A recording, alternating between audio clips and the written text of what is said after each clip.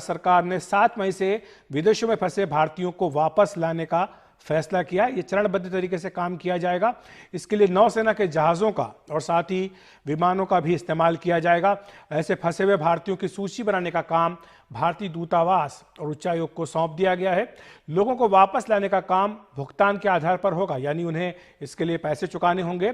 उड़ान से पहले मुसाफिरों की मेडिकल स्क्रीनिंग होगी। सिर्फ उन्हीं लोगों को आने की अनुमति होगी जिनमें लक्षण नहीं पाए जाएंगे। यहां पहुंचकर इन्हें आरोग्य सेतु ऐप डाउनलोड करना होगा। इसके बाद उन्हें 14 दिनों के लिए क्वारंटीन किया जाएगा। यह भी भुगतान के आधार पर ही किया जाएगा। फिर कोविड-19 की जांच के बाद ही आगे की कार्रवाई होगी। विदेश मंत्रालय जल्द ही इसके बारे में अपनी वेबसाइट पर विस्तार से जानकारी देगा। राज्य सरकारों से कहा गया है कि वे इनके लिए व्यवस्था तैयार रखें। हमारे 2 वरिष्ठ सहयोगी हमारे साथ हैं, नीता शर्मा, कादम्बिनी शर्मा हमारे साथ जुड़ गई। नीता, सबसे पहले मैं आपके पास आना चाहूंगा। ये जो फैसला किया गया है, इसमें एक बात जो खास तौर से जिसकी ओर ध्यान दिलाया गया ये है कि भुगतान के आधार पर इन्हें वापस लाया जाएगा। तो क्या इसलिए इसकी जरूरत पड़ी ये बात को अंडरलाइन करने के लिए, क्योंकि अभी हमने देखा है कि लगातार एक विवाद हो रहा है कि जो प्रवासी मजदूर फंसे हुए हैं सब दूर, उनको लाने के लिए रेलवे की ओर से पैसे लेने का आरोप कांग्रेस की ओर से लगाया गया था।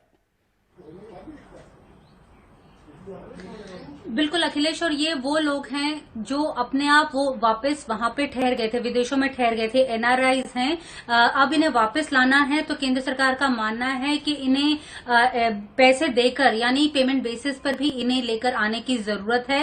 ये प्रेस रिलीज में जैसे कि आप बोल रहे हैं, ये इसलिए मैंडेटरी भी किया गया, अंडरलाइन किया गया, क्योंकि ऑलरेडी एक विवाद चल रहा है कि माइग्रेंट लेबरर्स हैं उन्हें बाय ट्रेन जो है वो पैसे लिए जा रहे हैं, जबकि जो इवैक्यूएशन, जो पहले इवैक्यूएशन हुए थे उन्हें फ्री के तौर पर उनके इवैक्यूएशन हुए थे, चाहे वो वुहान से हुए या बाकी और ग्लोबली कहीं से भी हुए। लेकिन यहाँ पे इम्पोर्टेंट ये भी है कि जिस तरह से जो होम मिनिस्ट्री ने बोला है कि हेल्थ मिनिस्ट्री की जो गाइडलाइंस हैं, आरोग्य सेतु ऐप आपके पास होना मैंडेटरी है। जब आप उतरेंगे आपकी फिर से स्क्रीनिंग की जाएगी। स्टेट्स को बोला गया है कि आप क्वारंटीन सेंटर्स जो हैं वो तैयार करके रखिए। तो एक बड़ी तादाद में जो एजेंसीज हैं वो पिछले काफी दिनों से काम कर रही थी। तो ये अब जो 7 मई से इवैक्यूएशन जो है ये स्टार्ट होगा और अलग अलग देशों से बहुत सारे नागरिक जो हैं वो भारत वापस आएंगे, बाय सी रूट भी आएंगे और बाय एयर भी आएंगे। नीता, वाकई ये एक बड़ा ऑपरेशन होने जा रहा है। कादम्बिनी हमारे साथ है। कादम्बिनी, इस तरह के हमने इतिहास में देखे कि कई बड़े ऑपरेशन हुए थे। जब गल्फ वॉर हुआ था तो वहां से लाया गया था भारतीयों को,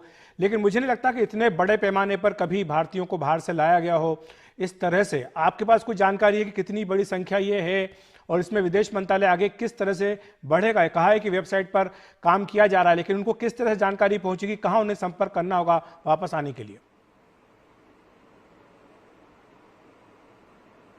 देखिए अखिलेश, जो अलग अलग मिशन है उनको पहले ही बताया जा चुका है कि वो रजिस्टर करें अपने। लगातार हमने देखा है कि ट्विटर के जरिए, फेसबुक के जरिए, सोशल मीडिया के जरिए हमने देखा है कि जानकारी दी गई है। और हम जहां तक जानते हैं, जो सूत्र हमारे बता रहे हैं कि सिर्फ यूएई से करीब 1.5 लाख से ज्यादा लोगों ने साइट पर रजिस्टर किया है। गल्फ कंट्रीज में करीब 2 लाख से ज्यादा है। और 1990 की आप बात कर रहे हैं, गल्फ वॉर के ठीक पहले जब अगस्त से अक्टूबर तक इवैक्यूएशन हुआ था, एयरलिफ्ट किया गया था, तो उस समय 1,70,000 लोगों को, भारतीयों को वहां से इवैक्यूएट किया गया था। तो उससे स्केल कहीं ज्यादा बड़ा है। सिर्फ हवाई यात्रा रास्ते से नहीं बल्कि समुद्री रास्ते से भी इनको वापस लाया जाएगा। आपको बता दूं कि काफी दिनों से इस पर कंसल्टेशन हो रही थी। हमारे सूत्र बताते हैं कि इसको लेकर प्रेजेंटेशन वगैरह भी की गई कि कैसे इसको कोऑर्डिनेट किया जाएगा, क्योंकि ये नंबर्स बहुत कम नहीं है, बहुत मास स्केल है ये बिल्कुल। इसीलिए यहां पर समुद्री जहाज भी लगाए गए हैं।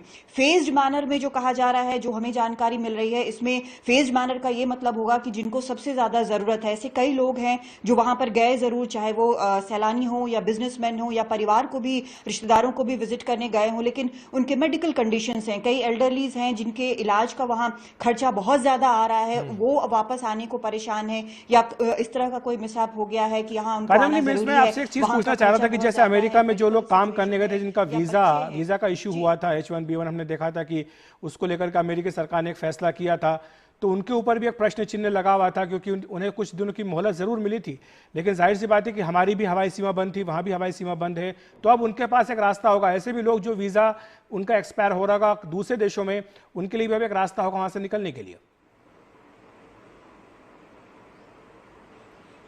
बिल्कुल अखिलेश, और क्योंकि हर देश जहां पर ऐसे भारतीय मौजूद हैं इस तरह के वीजा पे, उनके वीजा जो हैं वो एक्सटेंड कर दिए गए थे। जो सैलानी में फंसे हुए थे, लॉकडाउन के कारण वापस नहीं आ रहे थे, उनको भी इजाजत दी गई थी। तो अब सबके पास एक ऑप्शन है कि वापस आ सकते हैं। और सबसे बड़ी चीज यह है कि ये बहुत मास स्केल पर इवैक्यूएशन हो रहा है, जिनको लेकर यहां पर वापस आएंगे। बड़े कोऑर्डिनेशन की जरूरत है, काफी दिन से इस पर चर्चा चल रही है और अब इसको एक फेज्ड मैनर में इसको कैरी आउट किया जाएगा। अखिलेश जी, नीता से भी एक छोटा सा प्रश्न मैं पूछना चाहूंगा। नीता, क्या गृह मंत्रालय से जानकारी मिल पाई कि किस तरह से इसको कोऑर्डिनेट किया जाएगा? वैसे तो विदेश मंत्रालय का काम ये है, लेकिन चूंकि नोडल मिनिस्ट्री होम मिनिस्ट्री है, तो कहा गया कि कितने जहाजों का इंतजाम होगा, कितने समुद्री जहाज जो है वो चाहिए होंगे, कुछ इस तरह का उन्होंने आपको अंदाजा बताया है?